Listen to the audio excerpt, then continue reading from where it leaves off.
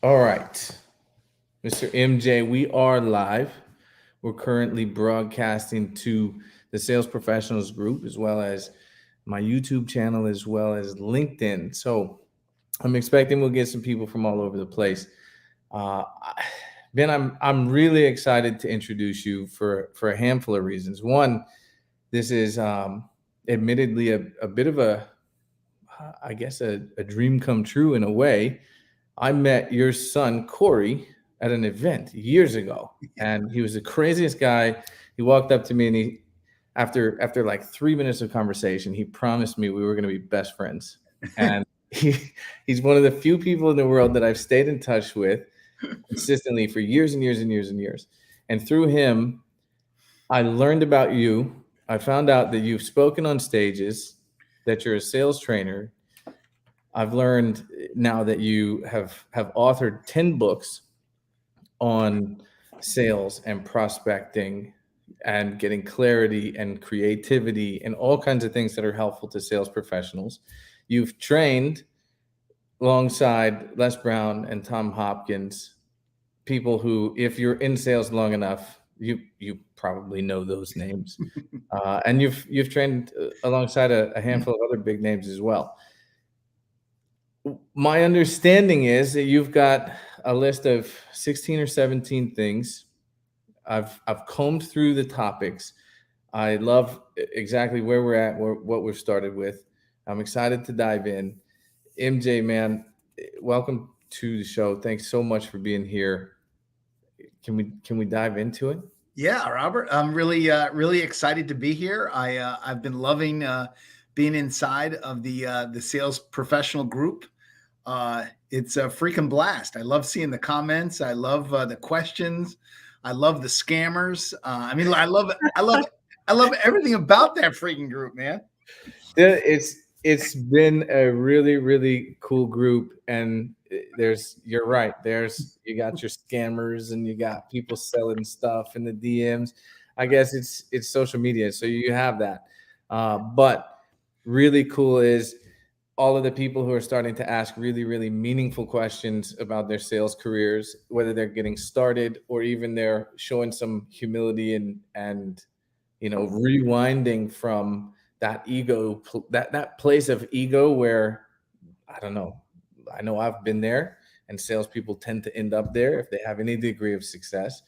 And we're starting to see those people contribute. It's great, and having you in there has been really cool. I've seen you contributing, so thank you. You're welcome. So, MJ, look, I want to dive pretty immediately into the basics. Why does somebody get into sales? How did you get into sales?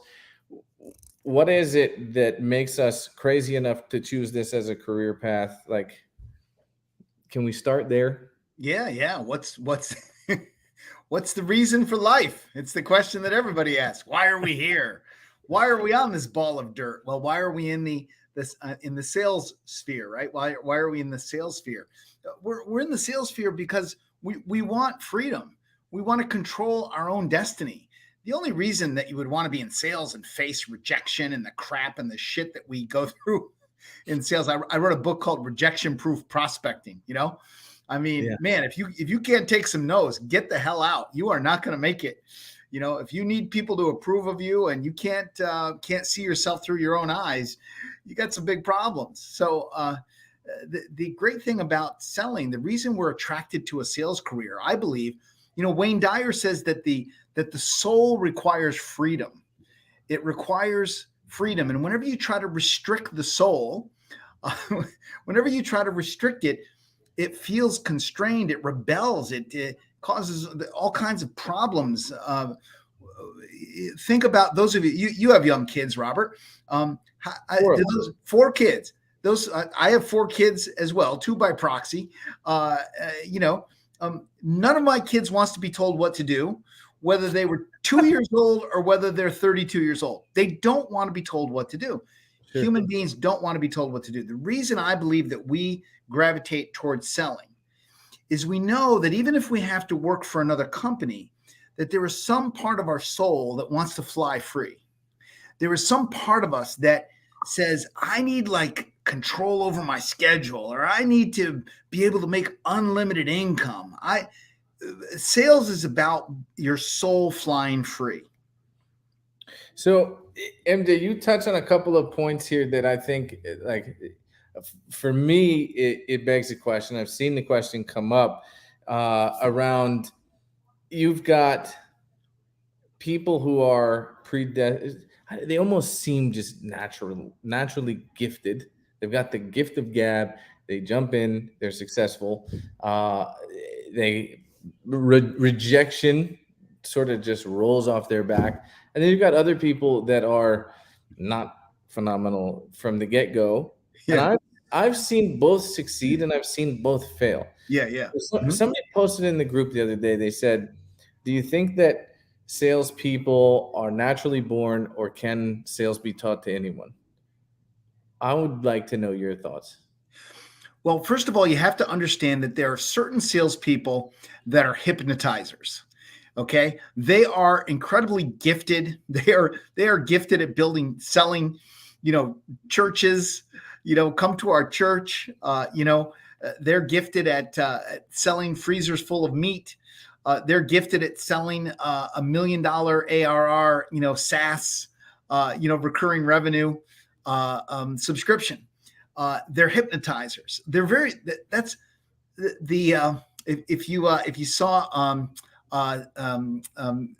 in Leap of Faith, that Steve Martin. Watch Steve Martin in Leap of Faith. Amazing hypnotizer, just ability to bond with people. So that, and let me tell you a quick story. I had a salesman named Bill. His name was Kono Bill Babino. And Kono worked for me, was an Italian guy out of New York City. And he sold water softeners for me.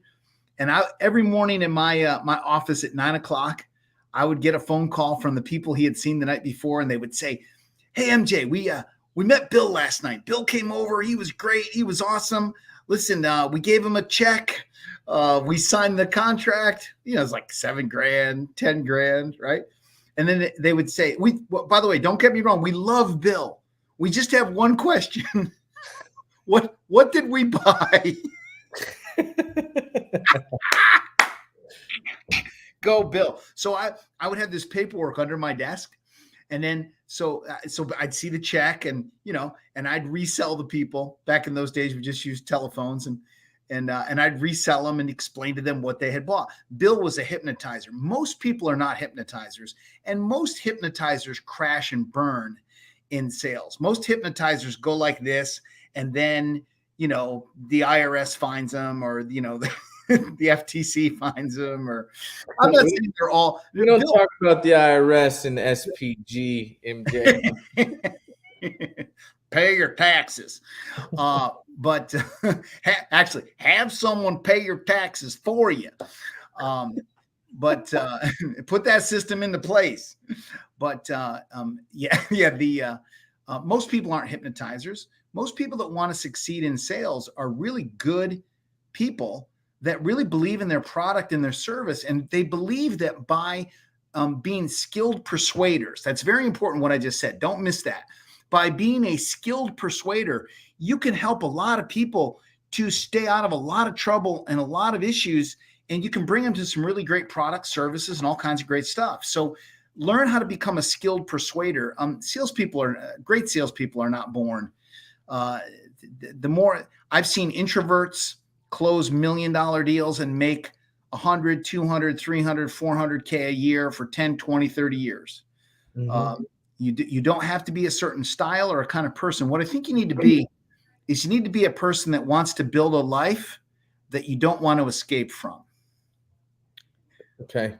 So here's where part of my excitement comes in with talking to you, because knowing that you've sold hundreds of thousands of copies of sales books, and you have had personal hands-on training or experience training thousands and thousands of sales people.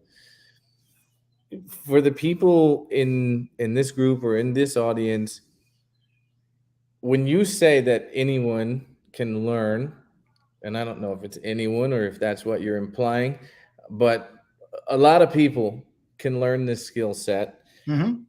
I want to know, where do you start that process? What is the foundation? What are the building blocks? If somebody is watching this and they're new, or even if they're established and they need to go back to the foundations, where does MJ start that conversation so as to become who MJ is, a recognized sales trainer? What are the blocks, the building blocks, so that I can create a life that I don't want to escape from? So the building blocks come from the idea that that your persuader skills are very valuable, and that you can get tremendous satisfaction by helping people by being selfish. I'm going to say that again, okay? You you you can get tremendous satisfaction by helping people by being selfish. Um, every time I help somebody to make a decision, every time I help them to move forward and have another appointment with me, get more information, receive, my newsletter, get usually my progression is, let's meet again, let's meet again, let's meet again. And I'll talk to you about why that's important maybe a little bit later if you ask me about the timeshare comfortability close. But the way that a person needs to start is they need to be intensely curious about succeeding in sales. It really comes down to curiosity. If you're curious about learning the skill sets of selling, if you want to have freedom, if you want to have your own schedule, if you want to have unlimited income, there's so many benefits. Some of the old sales trainers, they would spend the first 8 hours selling you on the benefits of being a professional salesperson. Maybe you need to sell yourself on the benefits. Okay, then get in with some professional salespeople and watch them and see them. I saw professional salespeople. My father was a professional insurance salesperson, and he loved sales because there was always the potential for unlimited income. What really drives people to be excited every day? Is it achieving all your goals? No. Erroneous on both counts, right? Vince Vaughn and Wedding Crashers. Erroneous on both counts. It is not achieving your goals. It's not achieving your goals. It is about reaching. It is about attaining. It is about hope. Why do you think scratch-off tickets? Why do you think people buy 100 scratch-off tickets? Right? It's hope. People need hope. And sales is the greatest business of hope, because one idea, one sale could change your life. One interaction, one prospect, one person, you saying hi to somebody in a diner can literally make you $1 million. What's more exciting than that? Get around some good salespeople and watch them, listen to them, interview them. I'm going to give it this. This is just coming to me right now. I heard Joel Osteen giving a talk. It was on his podcast, and I'm going to teach you a version of what Osteen taught us on the podcast. He said he was in front of 200 salespeople, and he said, and they had a little panel, 5 top salespeople at the panel, and Osteen said to them, "How many of you people have asked these 5 people who are the top people in your company? How many of you have asked them to lunch? How many of you have picked their brains? How many of you have said, I'd like to learn everything I can? How many of you?" And he said, not one hand out of the 200 salespeople went up in the audience for anybody that said, and believe me, when people are successful in sales, they love to tell you about it. They love to talk about it. So right now, I'll tell you that if you want to be good in sales, maybe you're in customer service, maybe you're in inside sales, you want to be in outside sales, maybe you want to be at kitchen table sales in the home, maybe you want to be doing a remote position and just working on Zoom and video. Yeah. Get in front of people, get in front of the people that you want to become like, and ask them for advice. They'll dump it on you like a truckload. It is such a huge topic in the group. 2 things. Tech sales is massive. Everybody wants to cross that boundary or hurdle into tech sales. And the other one is everybody's trying to move to remote sales, which is great for my business. But so my curious question for you is these building blocks, this curiosity, where does that translate into actionable items? Like, how do I turn my curiosity into money? Ooh, that's a nice question. I like that. How do I turn my curiosity into money? Well, uh, depending on where you are in your sales journey, you're either starting to begin, right? You're just at the beginning, or you're right in the thick of it.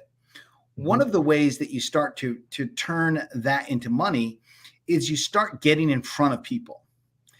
This is something that gets missed all the time in training. I've trained people that, boy, they're trained to the ninth degree. Boy, they know the reverse whammo wacko close. They know the ABC close. They know. Remind me, actually, remind me to talk about the ABC message, because many of the people here will say that they can't get people to return their calls.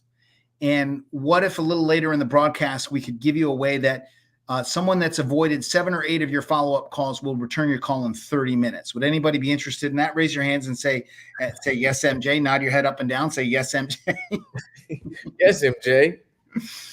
So the way that you start making money in sales is you need to start getting appointments, and you need to start getting in front of people. That's why this book sold 330,000 copies. It was called Double Your Contacts. And it was all about contacting and booking appointments. It literally is it's a 35,000 word book. If you're writing a book, by the way, you need about 35,000 words to make a decent book that actually can have some impact, looks thick enough for someone to buy. I always sold this for 25 bucks. I said it's a manual for making $1 million a year. Um, Yeah. and the whole premise of this book was, you'll tell me that you're a relationship builder. You'll tell me you're a closer. You'll tell me you're a hypnotizer. You'll tell me you can talk. You'll tell me you love the product or the service. But my question for you is, do you really understand the most important thing you need to be successful in sales and make money, which is to be able to get an appointment? Yeah. And so if you want to answer your question directly, if you want to start turning your talents and skills into money, you need to start getting some kind of a version of an appointment, whether it's an appointment at a craft table, at a fair under a tent, whether it's knocking on somebody's door, a church door, a school door, any place where there's a business, Yeah. or sending an email and getting some kind. If people want to be in remote work, let me tell you what they've got to do. They've got to master this art of getting on camera and meeting people and closing them online. You know what's crazy? This reminds me of a story, and I think the curiosity is huge. And I don't know how it ties in. Curiosity killed the cat. Maybe there's some fear around curiosity. I've trained sales teams in all different kinds of things. One that was local was a roofing company. Yep. And I'm in Atlanta, so Waffle House is huge here. Sure. That's a Sure. staple diet. So we hit up Waffle House, and I'm sitting next to a brand new rep. There's three of us at lunch, myself and two reps, and one of them is just terrified to get in front of people. And it's Mhm. like, I don't know what you thought you signed on for, but I'm thinking that I would never Yeah. say Yeah. that to Sure. a Sure. brand new person. But I asked him, like, do you want to see how easy it is? And I, so our Waffle House waitress comes over, and I said, hey, can I get you to participate in an experiment with me? Will you just play along? And she was like, sure. And I was, okay, cool. So this is Joe, and Joe is new to our roofing company. What we need to do is to get Joe on some roofs. Do you know anybody at all who has a problem with their roof? And she was like, no. And I said one thing, are you sure? And she said, actually, my dad was supposed to have somebody come over a week ago. She would have said no, and Joe would have never, out of fear or whatever, lack of curiosity, I don't know. Maybe you can explain it for me, but never would have asked, "Are you sure?" Mm-hmm. And we ended up getting an appointment with the first person we spoke to,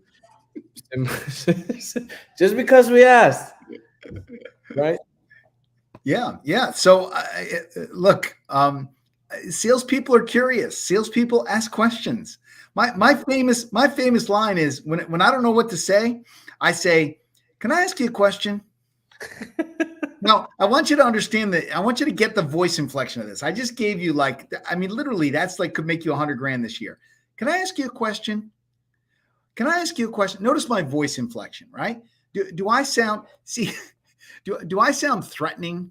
Do I sound like a killer closer? See, one of the great things about closers is closers never let people know they're closers. Yeah. Okay. But closers never let people know they're closers. All right. I don't want people to know how sharp I am and how driven I am and how I want to close this freaking sale and go home and never talk to you again. Oh, don't get me wrong. I want my customer service team to deal with you again, but I don't want to have to deal with you again. So but notice, can I ask you a question? Yeah. Whenever you're Curious. okay, so the voice inflection, do I sound threatening, Robert, when I say, can I ask you a question? No, it does sound curious. I sound a little whiny. I don't mind if I sound whiny. I'm not whiny. I'm not a whiny person, but I want their defenses to go down. You have to understand something. In order for sales to go up, defenses need to come down. Let me say that again. In order for sales to go up, defenses need to come down. So you need to stop doing the stupid stuff.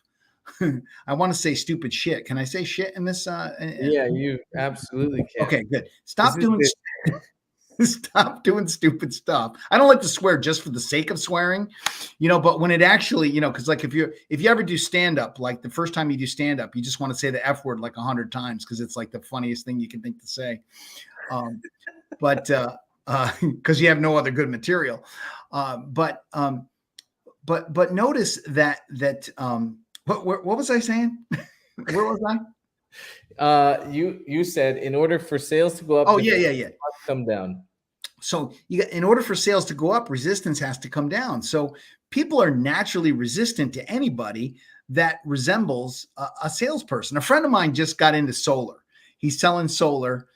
He was doing custom refinishing of floors. Great floor man, just fantastic floor guy. He's probably 40 something years old.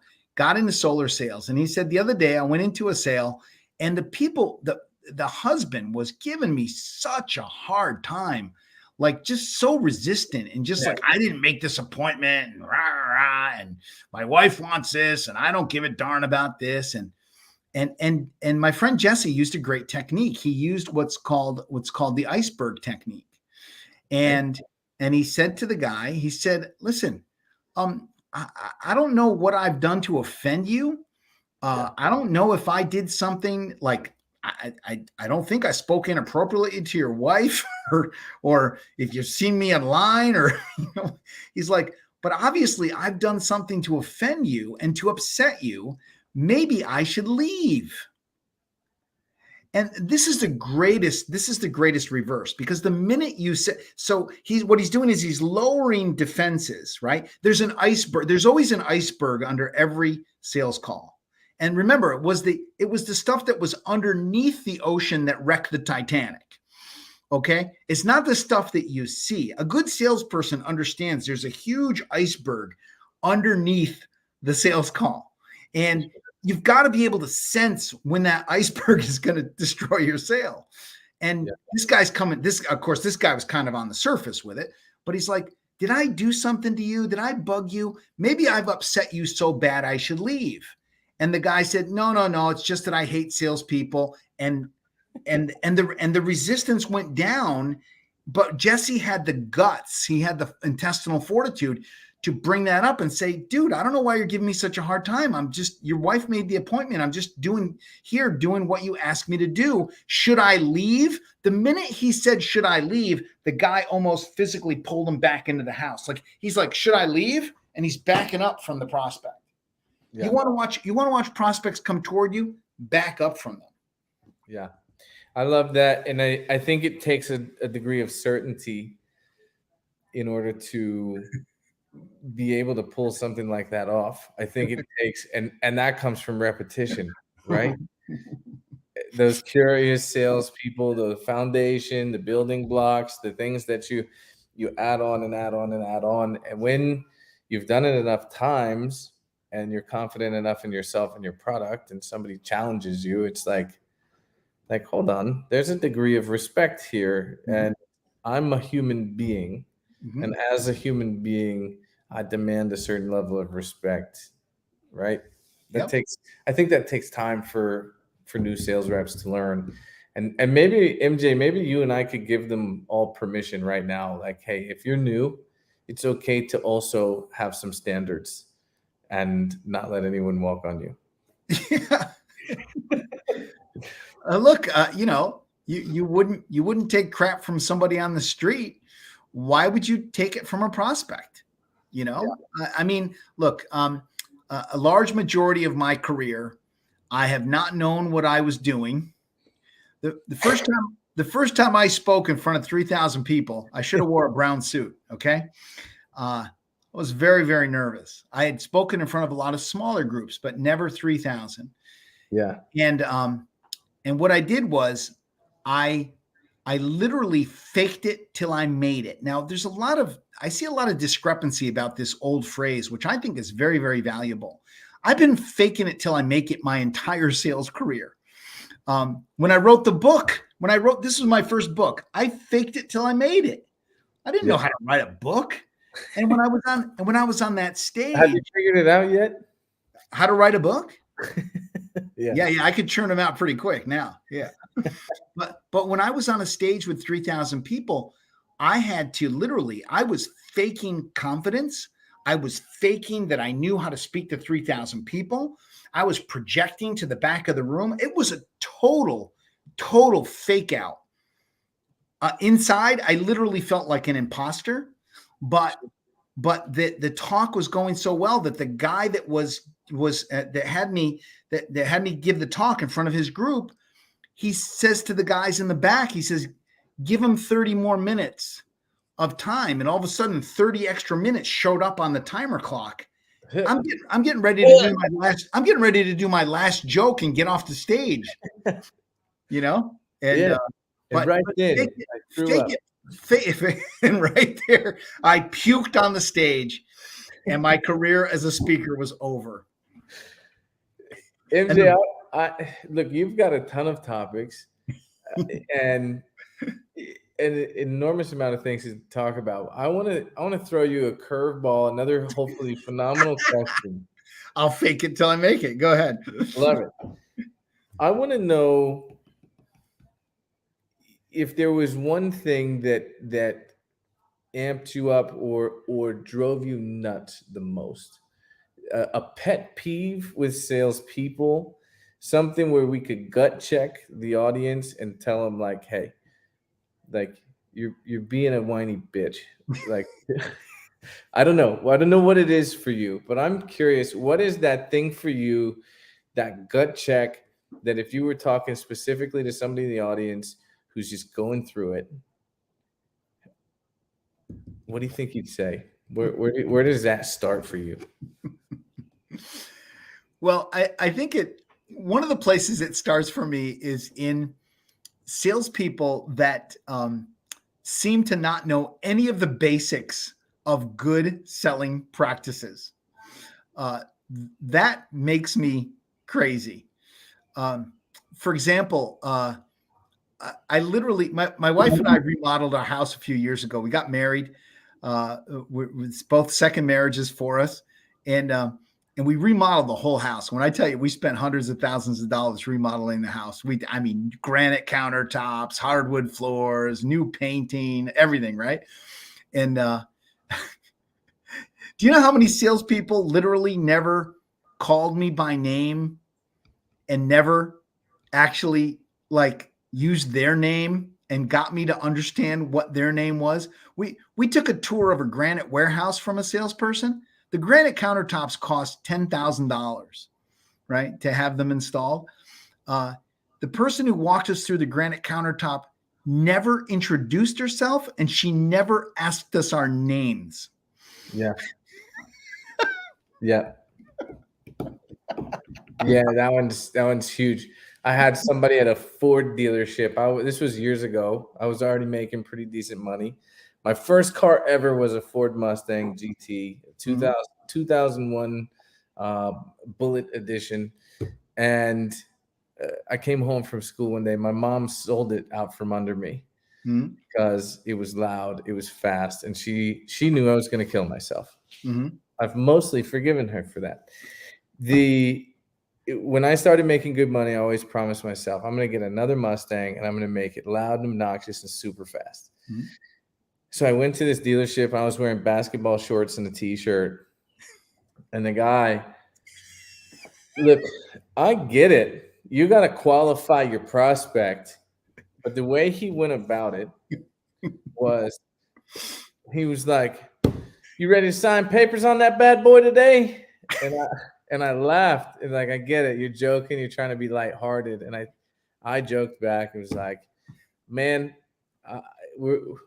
let's get acquainted first. I haven't bought a Mustang or had a Mustang since 2001. This was I don't remember what it was. It was one of the newer body styles, like a 2014 or something, 2015.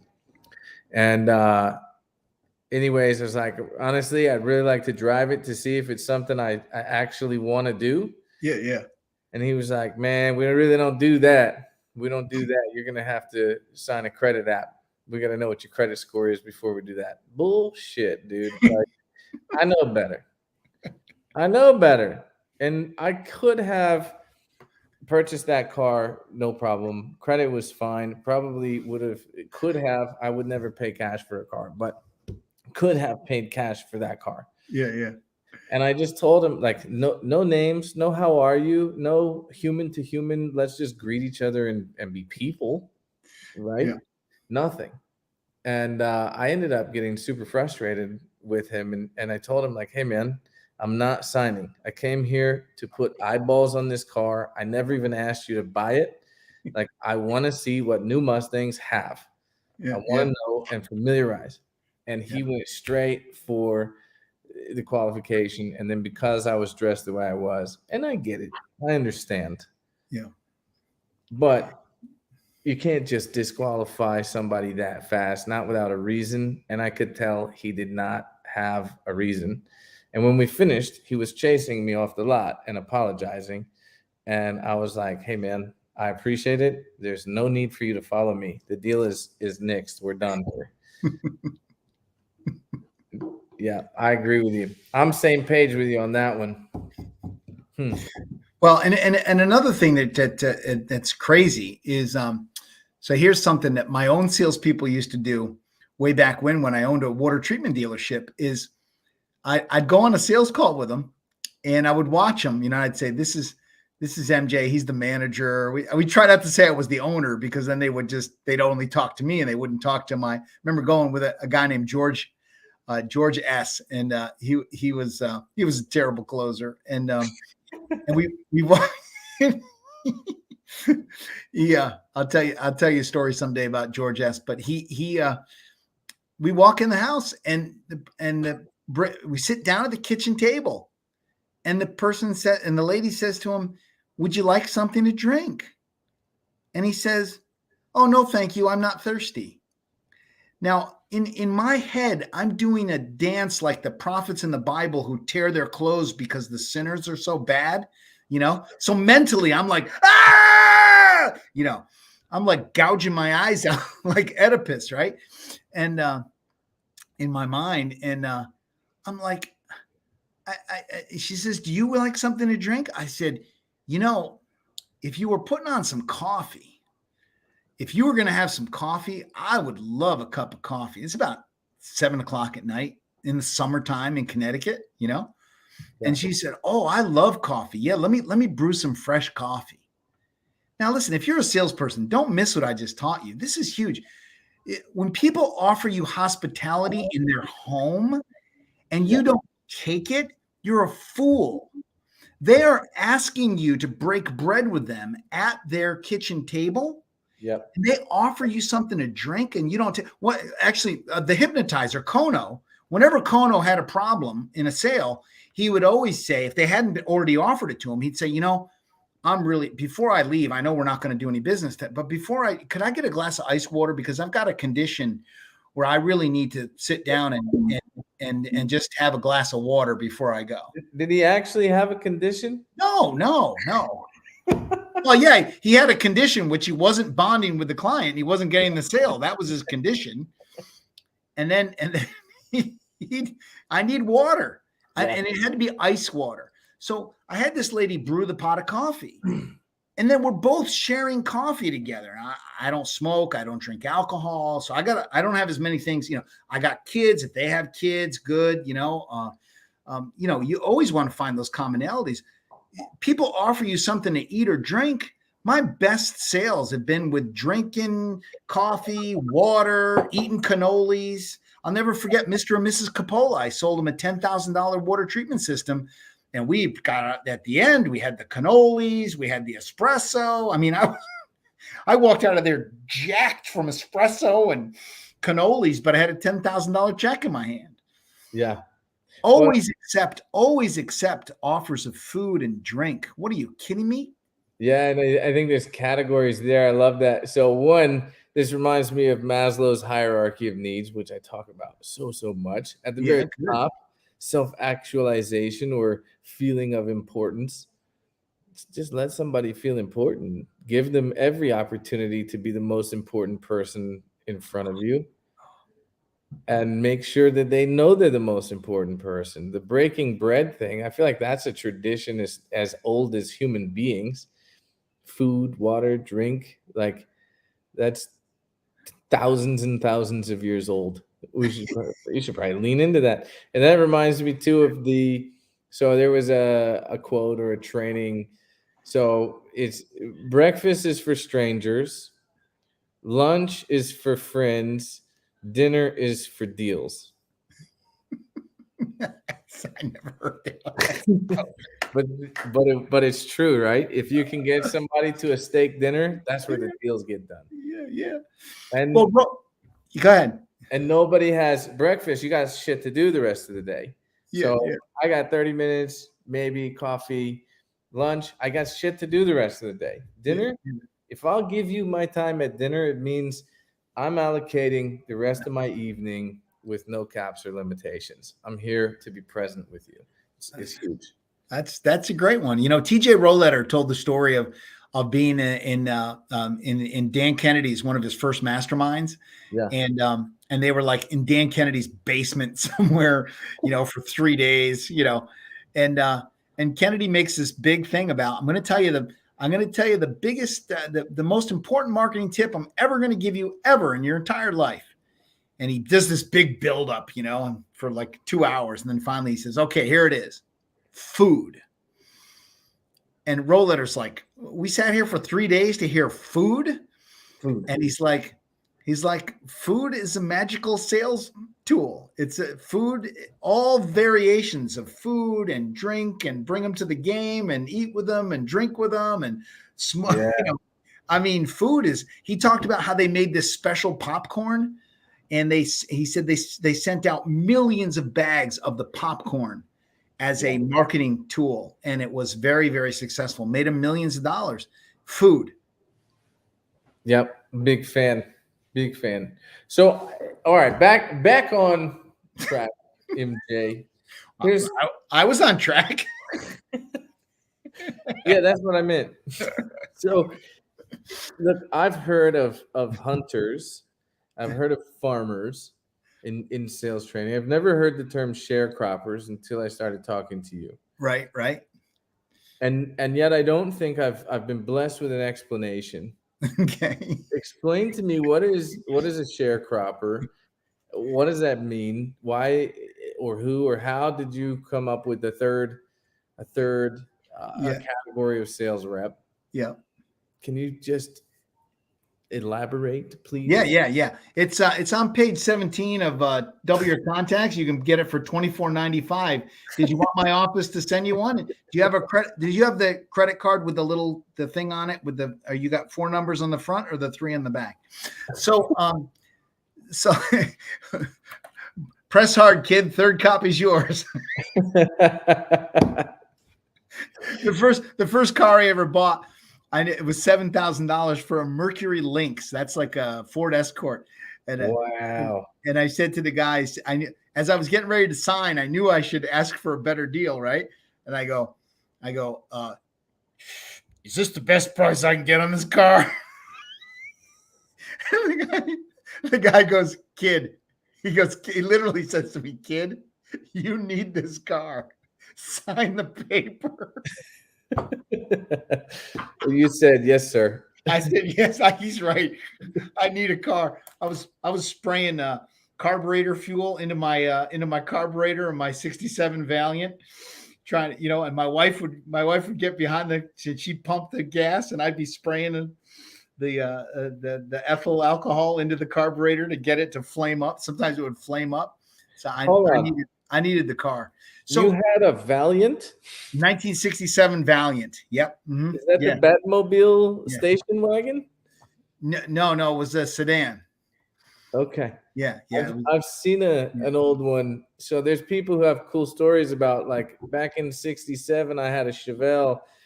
You weren't that guy. You had a Valiant. No, I didn't have a Chevelle. So sharecropper, look, a farmer plants seeds and builds relationships. Yeah. And most people will tell you that they're farmers and relationship builders. The problem with that is in the sales we're talking about, you need to make money fast. And so farming is always a long-term strategy. Farming can work really well for you, but planting seeds and waiting for the crop to grow. What's the problem with the crop growing, Robert? Yeah, a lot. Takes a while. Yeah. Right? Before you're known in the industry, before you're going to get referrals from 500 people, you got to sell 500 cars. Sure. That's, so you got to plant seeds. Sharecropper is the person who, my buddy Bill was like that. Bill showed up at my doorstep at my water treatment dealership in Connecticut. And he said, I can close anybody. He said, you give me a husband and a wife at a kitchen table with a water problem. He said, you give me at 7 o'clock, 8 o'clock, even a 9 o'clock appointment. He says, I will close those people.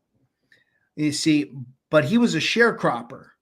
He would take sharecroppers. Remember, in a traditional sharecropper rents the land from the landlord farmer, right? The landlord farmer, the sharecropper rents the land. So a sharecropper is a person who comes into a dealership, an HVAC company, a roofing company, and says, I'm going to rent, not that they actually rent the space, but when the company gives you leads, you're a sharecropper. Now, the real way to succeed in sales. Now, so I talk in the book, I say you should be all three. You should be a farmer. You should start planting seeds right now. So 10 years from now, then you will have a network of people giving you referrals to sell air conditioning, heating, trucks. What are I see all kinds of professions. SaaS. You want to sell software as a service. Plant seeds. Yeah. Build relationships. Take whatever leads the company will give you through marketing. Whatever leads the company will give you through marketing, take those leads and respect those leads. Don't burn those leads. Boy, you want to really piss an owner off, burn his or her leads. Don't burn their leads. And those of you that are pros, you know what I'm talking about. Yep. When I found out Kono was burning my leads, I fired him. Okay. Yeah. He was calling. How bad's your problem? Is your problem really bad? Because I got some other important stuff to do tonight with my wife. I found that out, gone. Right. But the most important thing that you can do is to develop your own leads is to develop your hunting skills. And once you can hunt, once you can go out in the morning and you can get a prospect and you can make a sale and bring home dinner that same day, then you truly will be able to build a life that you do not want to escape from in sales. But if you're going to rely on farming and sharecropping, you don't have as much freedom as you think. So sharecropping is leads are provided for you. Not to be confused. I thought we were going down a path of strategic partnerships when we're talking about maybe renting somebody else's audience and getting them to fill your calendar. But I think I actually read you mentioned an eagle at some point I want to understand. So I'm up to speed. Yep. Farming, sharecropping, hunting. Good. Now, the analogy of getting to the top of an oak tree. Please enlighten me on how do I best get to the top of an oak tree. Nice. So this goes along with our farmer, sharecropper, hunter, right? So, so one of the ways that you can get to the top of an oak tree is you can plant an acorn. You can plant an acorn and you can sit on it and you can wait for it to grow. And as the acorn grows, it'll grow into a sapling oak tree. I just saw some new beech trees that are have taken root down in the river in the back of my property, my house, and I'm like, oh no, those guys have to go. They cannot grow there. So I've been here long enough that I could see new tree growth right in the 6 acres here at the Ponderosa in Connecticut. But if you sit on an acorn, eventually, years from now, you'll have a tree up your ass. You'll be at the top of the tree. You'll be sitting at the top of the tree. Now, what's a better way to get to the top of the tree? So I'm about to share something with you that those of you that take this, if you were to take this and run with it, I'm telling you, you will build a life you do not want to escape from. You'll make money. You'll have freedom. You'll be able to write your own ticket. World's your oyster. All of those phrases that say that you can do whatever you want. Is everybody ready? Everybody nod your head. Say, yes, MJ, I'm ready. Okay. Yes, MJ. Yes. Yes, MJ, please tell us. I love that in front of a live audience. Say yes, MJ. Yes, MJ. So here we go. So back in the olden days, when I was a water treatment salesman, I had to generate my own leads. Now, what I did was I realized that in order to sell water treatment, I had to find bad water. Now, what people do you think see the most bad water and are called in on the most bad water in homes? Plumbers. Plumbers see the most bad water. Yep. So I made a list of all the plumbers. I would get all the yellow pages back then, and it had a plumbing section, and I would show up in a town 7:00 in the morning with my yellow pages in my car, and I would call on all the plumbers in that town. I'd knock on their doors and I'd say, hey, I'm MJ Durkin. I just started a water treatment business called Durkin Water. And do you do any kind of water treatment? Do you do any water softeners or water filters or carbon filters, any whole house systems like a Culligan person? 90% of my plumbers back then said, nope, I don't do anything like that. I just tell them, call some specialist, call Culligan. And I would say, well, this is what I do, but I give personal service. If I was to give you some of my cards, would you be willing to call me or tell your customer when you change out their water heater or you see a water problem, would you be willing to recommend me? I had over 150 plumbers in Fairfield County, the richest county in the country. Good Lord. Giving me referrals. So here's the call that I would get. I'd get a phone call, and the phone call would be, I talked to Lou Worth, my plumber here in Westport, who's been my plumber for 35 years. Yeah. Lou said, you were the only guy he trusts to do water treatment, and I've got brown stains in my toilets and my sinks. He said I should call you up and have you test my water. He said you'll do a free water test because I'm a customer of Lou Worth Plumbing. Is that true? Yes, ma'am. Now, I would go on that call. How many of you salespeople want to go on that call? Yes, MJ. Yes, MJ. Yes, MJ. That sounds like a pretty hot lead. Yep. See, I wasn't the greatest closer in the world. I wasn't a hypnotizer like Kono. I just had the best leads of anybody in my city. Yeah. So what that is that's like an eagle flying you to the top of the oak tree.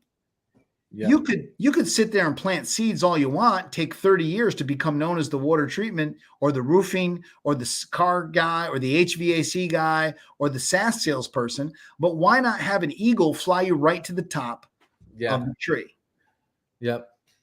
That's beautiful. I own a solar company as well. And that's the literal premise of the solar company. I'm uniquely positioned in my times with roofing.com to be able to partner with roofing companies that don't offer solar. Mm-hmm. So literally the same exact thing. That's beautiful. And why do you think that people don't do that? Do you think it's because they don't know how, or they've never thought of it, or They're lazy asses. Yeah. They're lazy. They're lazy loiterers. They want the leads handed to them. They want, and look, most people are not natural born hunters. But if you want to be in business for yourself, you need to learn how to hunt. Never ever go into business thinking I'm really good at fixing cars or I'm really good at doing something. My son Corey and I watched the Schwarzenegger documentary the other day, right? I heard it's badass. And Schwarzenegger goes, listen, man, every movie I was in, he said, I believe what Ted Turner said. Early to bed, early to rise, work your ass off and advertise, right? Right, that's an old one, right?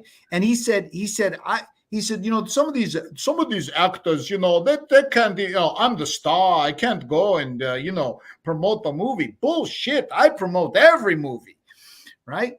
Understand that if you're a salesperson, you're in the promotion job forever and you're in the hunting job. And if you're not willing to hunt, then get out of sales. I mean, literally, if you're not willing to hunt, get out of sales, because you won't be able to sustain a long-term career, because your hunting won't feed you fast enough and your sharecropping will always run out. I'm just thinking of, like, we play sales reps, and a lot of times they'll want to start part-time, and like, I'm all for it if the alignment is there with the company doing the hiring, and if your career allows you the time frame to be part-time. But the one caveat is when they won't go all in on being part-time. You still have to promote and tell people who you are. You still got to call. Like this little red structure here is a wall CRM. I literally do this on paper. Like, I promote my own businesses. These are all strategic partnerships that I'm active. Even though I have multiple things going on, I'm a full-time promoter for everything. Like, if it has to do with my career and my freedom, I'm in. Like, let's go. I'm going to tell everybody about it. I think where there has to be a line in the sand, though, for some of those people. Like, if you chase too many rabbits and you don't catch any, right? I was way back when I was making, anywhere from $80,000 to $500,000 in the water treatment business. And I couldn't get one person that I couldn't even get people to pay them a salary to call on the plumbers and do what they needed to do. I literally would say, I hired a guy for $500 a week.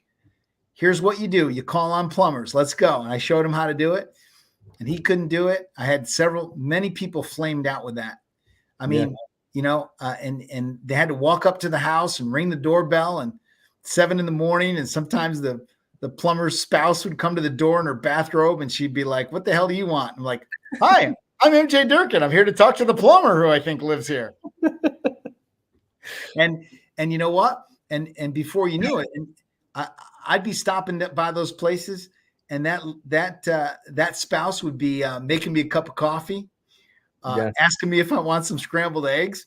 Well, I talked to her partner about about plumbing and issues and all kinds Yep. of stuff. I guarantee you I've made in revenue. I don't know about personal income, but in revenue, I've made over 6 figures at gas station pumps. Mm-hmm. Mm-hmm. Guaranteed. See your truck with a wrap on it.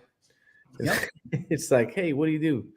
Like, strike up a conversation. That's cool. I'm in this business. Maybe we should grab lunch sometime. And next thing you know, you got something going on. So, MJ, you told me to bring back up this timeshare close. Yeah. Do you have time to stick around for a minute and discuss the timeshare close? Yeah. I got time. Mm-hmm. And then there's another one, ABC, the ABC message. You promised us you could get people to call us back in 30 minutes or less. Yep. Mm-hmm. That's a good pre-frame, right? Yeah. I certainly brought it up again in 30 minutes or less. Yeah. Good. So timeshare close. It's really important to understand that well, let me tell you a little story. So I go down when I first got divorced. I I didn't have a lot of money. Actually, I had no money. Actually, if you took all the money in the world and put it in a box and there was nothing in it, that's how much money I had, was nothing. And so I took a free vacation to Florida so I could take my son Corey, who you know. Yeah. Corey was about 12 or 13 years old. He hadn't been on a vacation, with me. So I did a timeshare thing, and I met this guy, Robert, the timeshare guy, right? So it wasn't me. It wasn't you. So Robert, but I remember his name was Robert. And Robert comes over. He was originally from Jersey, he told me. And he looked like he was from Jersey.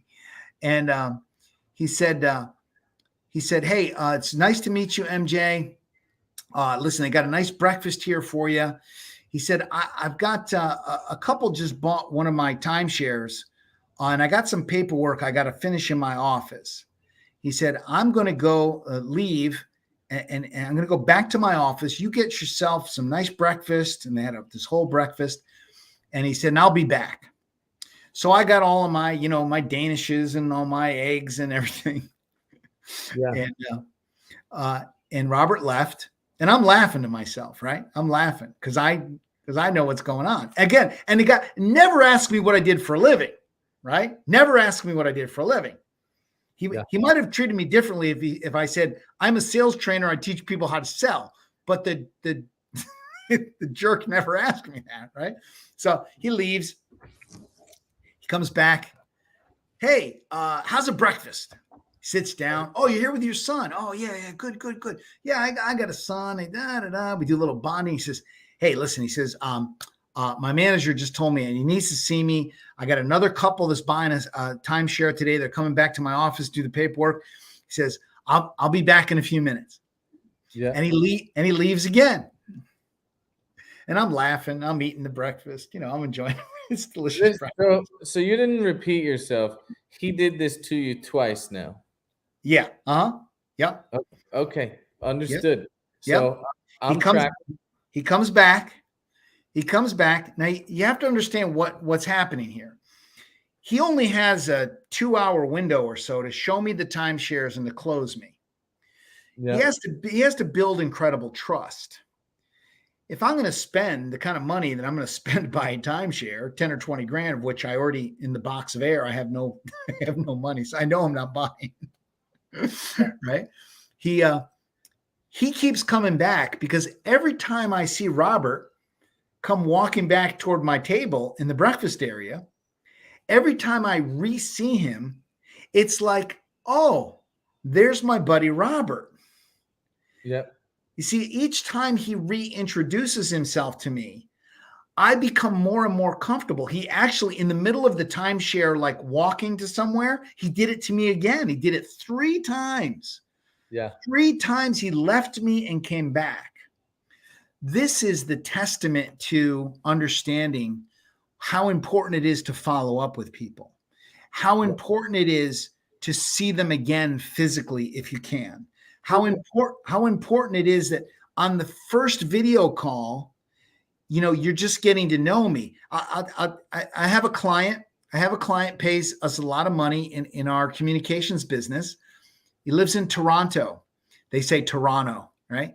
And Corey and I had been meeting with him on video. We've never met him in person. His name is Jonathan. He's about Corey's age. They have a little music stuff together. The kid, he looks like Kenny Loggins, really handsome young man, right? We've been meeting on video for 6 months. It was January, January 15th now, let's get going again, with our project. And he looks at me and he goes, MJ, he says, I've been talking to you and Corey since the beginning of the summer. I feel like we're really good friends. We've never met him in person. I say, John, you come down to New York, man. We're going to come out. We'll smoke some cigars. We'll bring you to some music places. The more you meet with someone on a repeated basis, the deeper the relationship comes. Remember, the more that trust goes up, the more resistance goes down. Yeah. So you want to be reintroducing yourself over and over again to that prospect in a visual manner as much as you can. Yeah, I had I being in the closer space, closers think that they get on a call with a lead or a prospect, and their job, I'm going to close that deal. And for whatever reason, they all think it's the smart thing to do to neglect their pipeline for everything after that. Right. When there are very, very large companies, billions of dollars are put into research to understand decision-making processes. And the statistic is 7, 8, I've even heard 12 points of contact before the average deal is done. Like, ooh, hello. So that little tidbit on those statistics, I think people overlook it for maybe ego and they think that their skill set holds some merit over macroeconomics or statistics. And I'll say this, one that I have done is the apology. Is you come up with a reason, even a reason that you don't need to apologize for. Yeah. For instance, I don't need to rebook you, but I thought I might have to rebook you. So I called you to tell you, hey, I thought I was going to have to rebook us. Never mind. Everything's good on my end. So sorry to bother you. I look forward to talking to you. And we confirm the appointment through an apology because that's a nice move. I like that. Because the apology says, that's a good guy. He was calling to apologize. He's humble, right? What a great way to confirm an appointment. That's a genius move. Hey, that was worth the whole thing today, right there. I thought I was going to have to rebook you, but I apologize. I really don't. But I thought I was going to have to, but I still can make it this afternoon at 3:00. I just wanted to. Yeah, does that work for you? That's so good. That's so good. That's worth the whole live. That's worth the whole show. Yeah. So let's end on this, and I'm having a good time. I wish it didn't have to end, but we both are people with careers and things to do. So the ABC message. Mm-hmm. If anybody listening to this could get even a third of their leads who didn't buy to respond and call them back.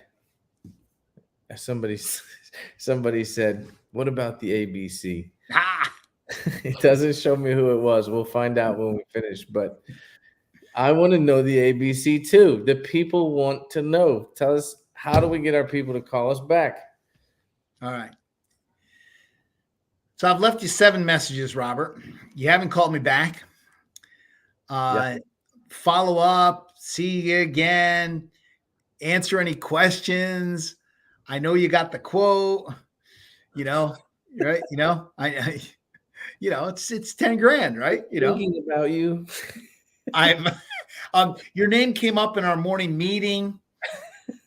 We had a meeting. I was in a meeting with my manager. My manager said, how about Mr. and Mrs. Posey? Have they made a decision yet? I looked kind of bad. So you leave 7 to 10 messages and it doesn't work. Yeah. So you leave the ABC message. Here's what it sounds like. Hi, Robert. It's MJ Durkin calling. Hey, listen, I know that I've left you like a dozen messages. Really hate to be a pest. I don't like it when people bother me, and I hope you don't think I'm being a pest. I'm just trying to do my job. But I figure there's one of 3 reasons that you haven't called me back. A, I figure you're just too busy and you're up to your neck in alligators and you're just like, just going crazy and you just can't answer the phone. Maybe you're not even hearing my voicemails. That's A. And that's understandable if you're busy. I get it.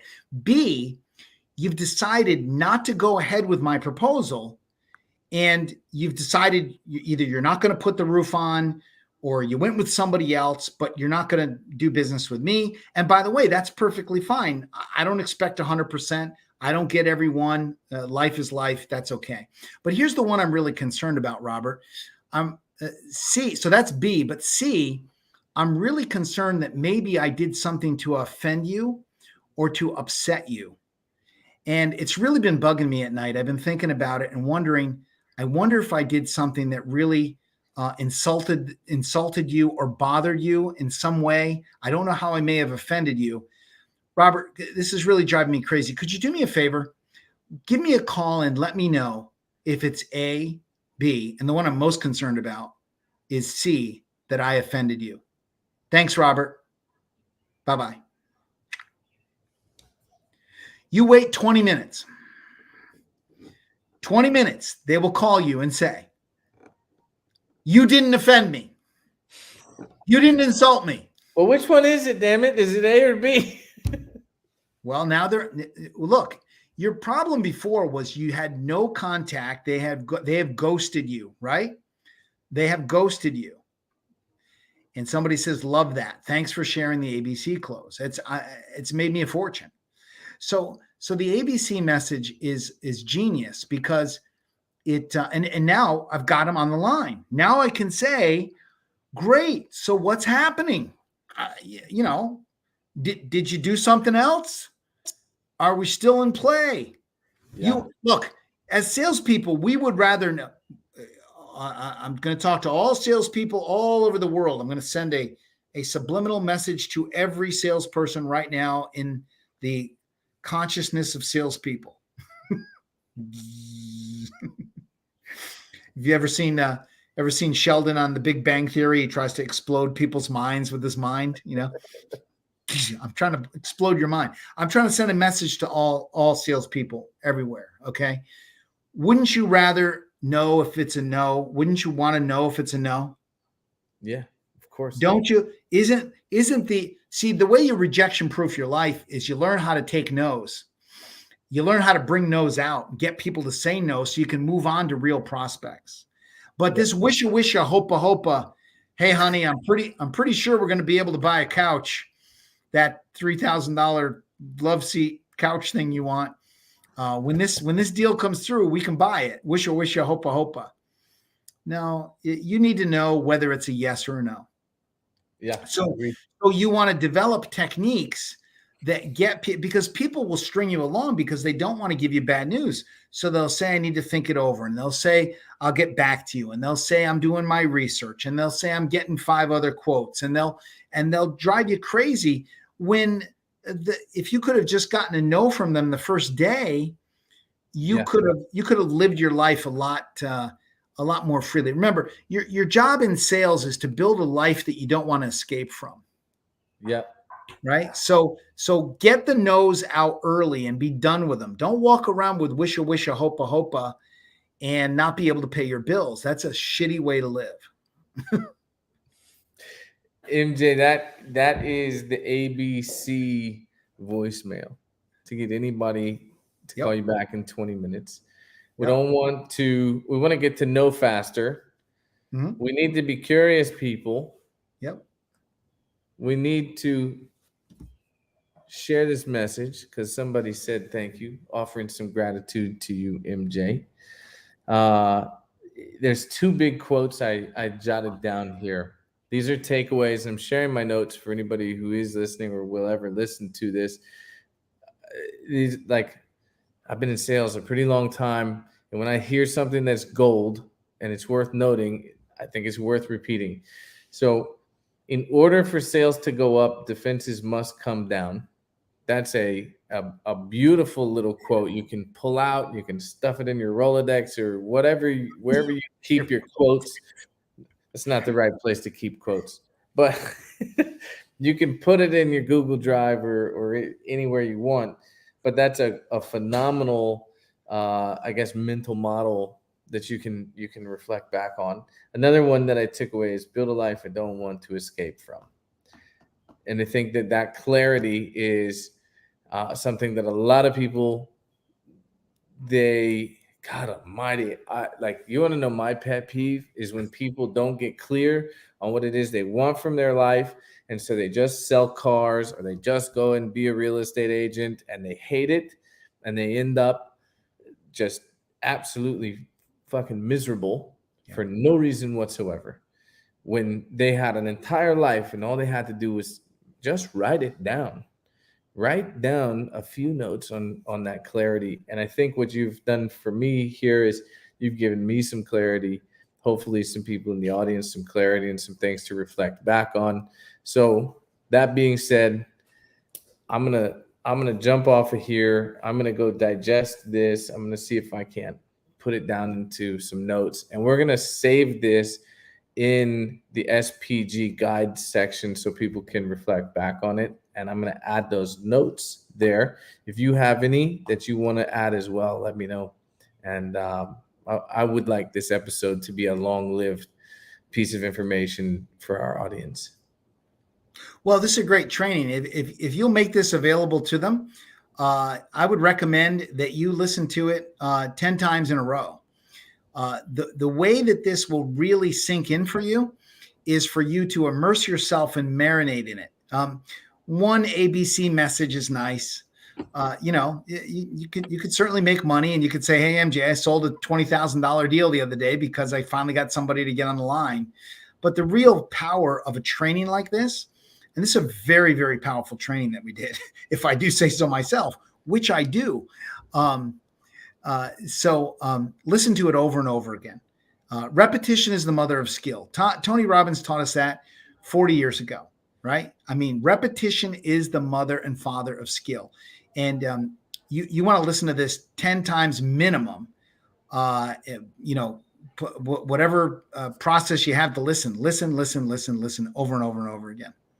MJ, not to, like, we typically don't do pitchy things on this show. However, you just touched on something that I think is important, and we've had discussions about this episode being valuable enough. I am going to ask you to share. You have a program that actually outlines a learning process for anybody, but especially salespeople. How is that coming out? I really don't even know. It's a book. It's an audio. Yeah. We've got it's called Double Your Closing. It's repetition is where it's at. Nice. LFG Grow. Nice. It's called Double Your Closing, Double Your Income. And we have not finished it yet, ready to put it out, but it is an audio. It's an audio learning program that you just do the audio course. It's a self-study course, and you do it through audio learning. And we just don't have it ready just yet. If you want to get some semblance of my material, I've been retired for a few years. So if you want to, you can go online and find any of my books. I would recommend finding Double Your Contacts. I sold 300,000 copies, so you can find it on eBay for $5. You could buy it from me for $24.95 because that's the only way I sell that. You can find Selling from the Heart out there on eBay too. This is a great book for those of you that have a more spiritual leaning. If you want to get more people into your church, your synagogue, or your mosque, you can find Cold Calling for God. It's a little harder to find, but this is one that my son Corey and I wrote together. And let's see, you should definitely go to on Spotify. You should go to Fast River to hear Corey's music. Yeah, that's right. That's yeah, right. Yeah, we are a very creative family here. You know what I want to do? Yeah. I want to do another episode where we do less about sales, and I want to dig into the relationship that you and Corey have, because I've not ever heard a son describe his relationship, or even to just observe from the outside. And I say this absolutely as a compliment. You guys have a relationship to be envious of, a father and son, and to have a successful career. He's involved in it. You guys work together, and I think are partners in several companies now. Yep, everything. Yep. Mm-hmm.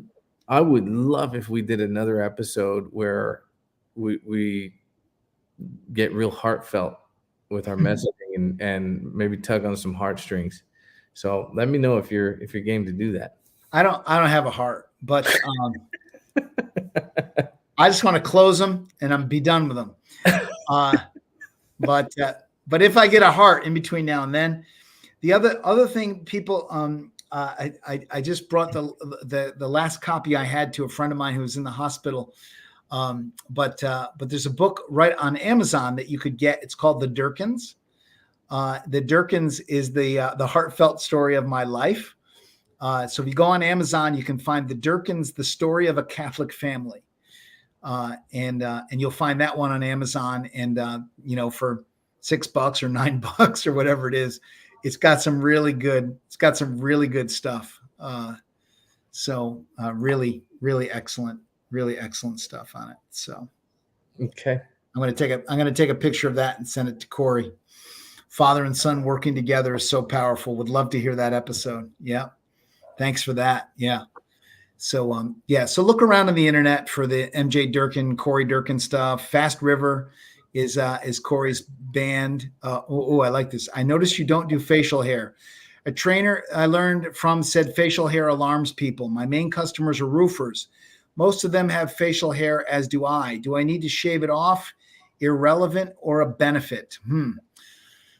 I just always like the clean approach, Are you giving me the finger? What are you doing?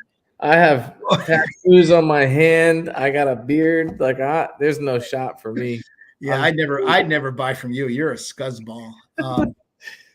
David, I know David personally. David, you have the most bubbly and warm personality of maybe anyone besides MJ that I've ever met. I think that you're probably fine. I think that there's probably some body language MJ and I could talk about. So David is he's a big guy. He's a brown guy. David, I think, what are you? You're Native American. You can drop it in a comment.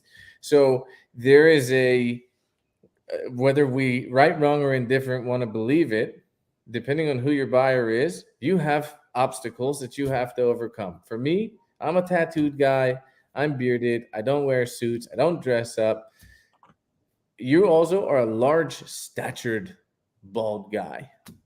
And until somebody knows you, I'll say this, frankly, I was intimidated as shit by you, David, because I don't know, physically, you're a magnificent guy. And I don't know, I guess I was intimidated. I could wager, and from what I know about sales, people are often intimidated by things that could possibly harm them. The lizard brain, MJ can speak to this with the NLP stuff. Will this kill me? Can I eat it? And can I breed with it? Are the three first questions that anyone's going to ask. And if you show up to someone's door, or you show up and you have, big posture, I think that's going to affect you more than your beard. I think that um, tucking, closed shoulders, underhanded grip when you're shaking someone's hand, things like this are going to go a long way for you. Well, let me say this. I mean, you could try shaving it and see if people notice it, see if you see a difference. We didn't get to one. We didn't get to one of the ones I want to talk about, which is how should you look at people when you meet them? And the way that you should look at people is, first of all, you have to understand that shifty eyes, if your eyes bounce from eye to eye, what a lot of salespeople do is they will bounce eyes and they'll look to the left, to the right, to the left, to the right, to the left, to the right. Now, if you watch actors, notice how professional actors, when they're delivering lines, they never blink, they never flinch, and they never go eye to eye. There's some great stuff on YouTube with Michael Caine doing acting lessons, talking about how he positions his eyes so they look to the camera the proper way. In a sales situation, you always want to be looking into a person's left eye, because the left eye is the receiving eye. So I'm less concerned with your beard, and I'm more concerned with the way that you look at people and how you connect with me.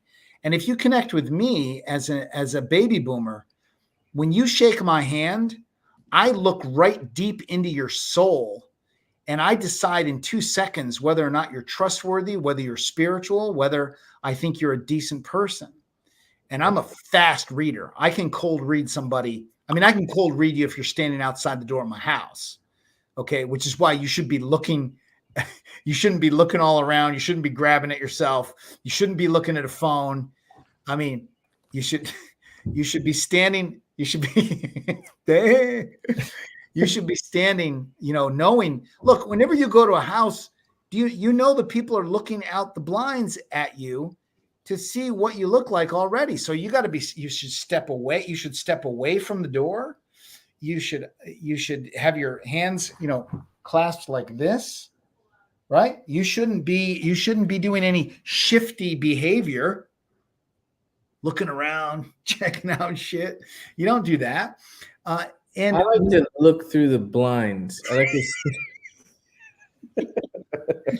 Robert gets under the crack of the door and tries to smell what they've had for breakfast. So the other thing is, so this is from The Greatest Salesman in the World. It's a great book written by Og Mandino back in the olden days. And one of the scrolls, he says, whenever I meet someone and make eye contact with them, I will say to myself, I love you. If you want to drop resistance, if you want to see your relationships change, when you meet people, when you look into their left eye, think to yourself, I love you. I respect you.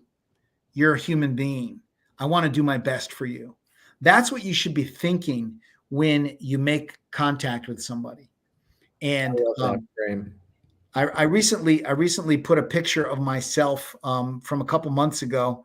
I was in my friend's barn attending a meeting, and I had a picture of myself. I did a selfie, and I just really beamed my eyes into the picture. And I said, Abraham Lincoln said that people are about as happy as they make up their minds to be. And what I know is I can tell a lot about a man or a woman by the look that's in their eyes, by the light that shines out of them. So shine your light on people. One of the ways you can shine your light on them is to think positive things when you meet them. I love you. You're a human being. You're valuable. I want to serve you. I want to help you. Have that program going in your mind. Watch how your eyes brighten up. I love that. So it's very powerful. That's such a cool thing. Not to go too crazy, but there's literally scientific devices that can now measure the emotional frequency your body gives off in a room. Mm-hmm.